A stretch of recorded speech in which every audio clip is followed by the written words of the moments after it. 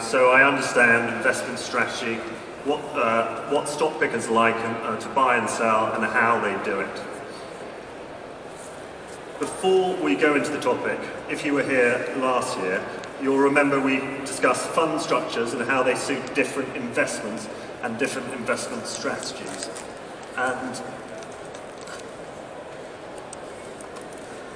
we concluded that all structures, including ETFs and open-ended funds, had their place for different things. But investment companies were particularly useful for illiquid investments, such as property, and for managers that wanted to use the extra freedom that this structure allows. We illustrated this case for meeting managers managing equity funds, a fund of funds, and a renewable energy fund, owning things like wind turbines and other energy projects. We focus on this unsung hero of the investment world, investment companies, and explain how they have independent boards who try to make sure investors are getting the most from their fund manager, that they can borrow at times when they think sensible to enhance returns, and do interesting things to smooth out returns, which Dan actually can touch on later. Also smooth dividend payments to investors and try and keep them consistent. We looked at the size of the investment companies market, which is still the largest equity sector by number of companies by some way on the London Stock Exchange. At the back of the newspaper you often see a list of LSE listings, and you just a large chunk of that is investment companies. It's quite sizable and relatively unknown. We also talked about new issues and recently have come from that have recently come from investment strategies that are popping up, and we discuss how they grew them. We've updated these slides for this year, so you can pull them down off the Master Investor website after the show, and you can see where the performance and underperformance has come from. So hopefully last year's slides will be there also, but just quickly, this is a little summary which you can download, and this has all been updated, so you can see the new IPOs, new capital raisings, the 22 new issues, and the amount of money raised last year was staggering, and you can see the growth in assets and the number of funds is quickly rising. So it's actually there's a lot of money pouring into this area, and then for good reasons, taking advantage of the structure. So you can download that, you can see the performance updated, and you can see the discounts have actually just are slightly wider at the moment, potentially offering value. And this is today's panel. And of course, yes, remember you can download that from the Master Investor website. For this discussion today, however, I'm really excited to be introducing this year's panel. For this discussion, we'll talk about direct investing in stocks and how these guys go about investing in them and deploying their investment strategies. As you know from your experience, it's so important to spread the risk, but true diversification of risk is quite hard to achieve without some fund exposure. Also, there are many different ways of picking stocks that will make you money. So we'll also talk about 3 different funds with different investment strategies and look through their fund manager's eyes to see how they go about deploying their investment strategy.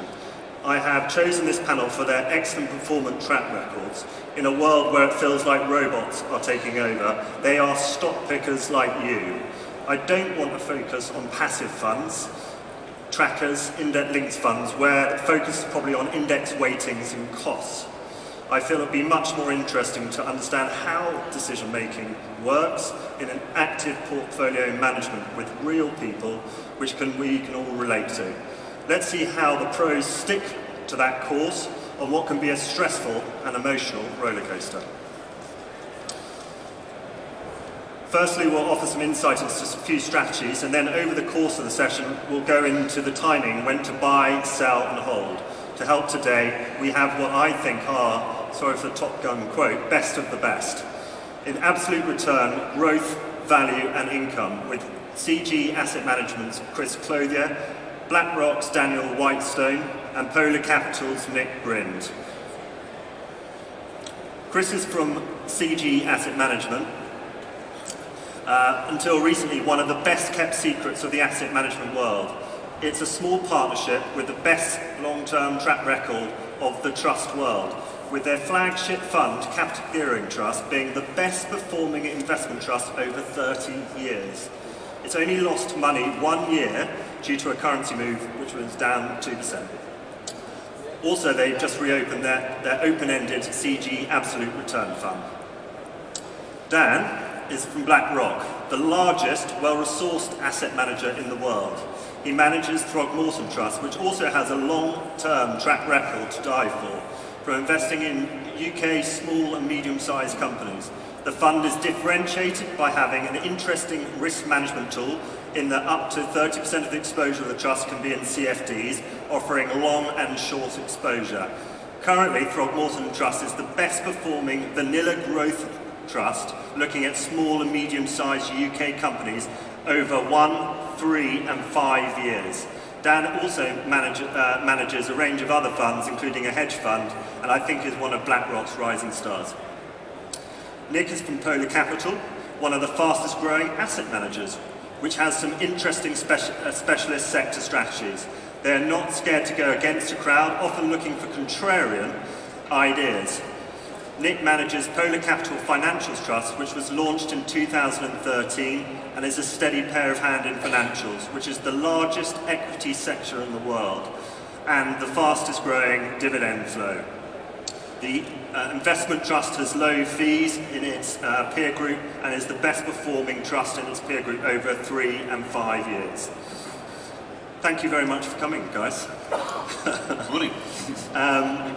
Can you explain a little bit more about yourself, the key funds, and what you do, please? Yeah, I'm very happy to. So, as Ed was talking, I co-manage a global financials trust. So, global financials, biggest sector globally, covers banks, insurers, real estate, stock exchange, asset managers, and so forth. And it's very much the contrarian trade at the moment.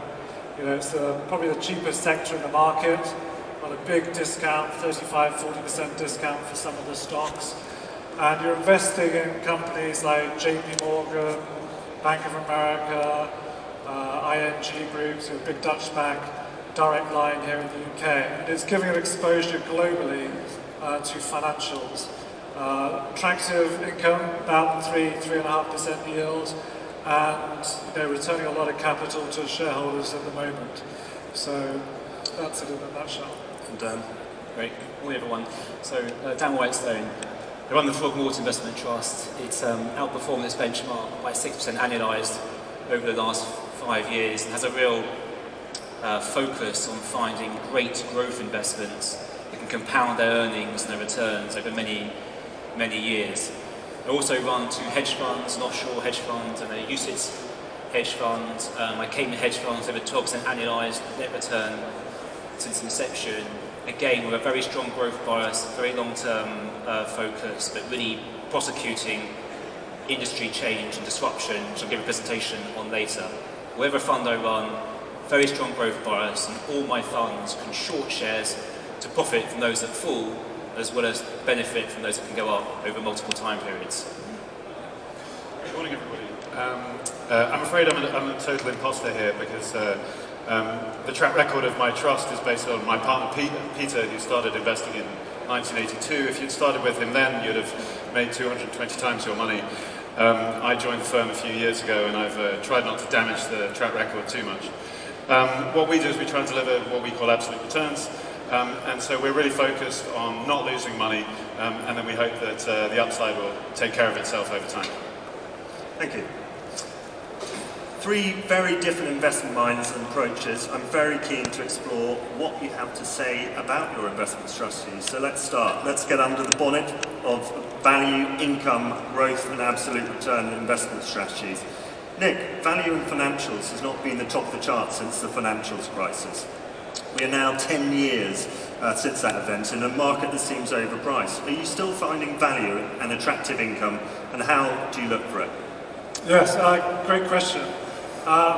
if you bought a basket of bank shares 10 years ago, you'd have made 3 times your money. Yet despite that, you've underperformed the market. So despite all the headlines, around the banking sector, it's actually incredibly profitable, generate good returns, rising dividends to shareholders, and remains very, very cheap for obviously reasons going back 10 years ago. And how do we go about picking our stocks? It's going back to remembering what happened during the financial crisis and how those banks blew up, and it was taking too much risk, lending people 100, 125% loan-to-value mortgages. Today it's very different. If you want a mortgage, you have to put a down payment.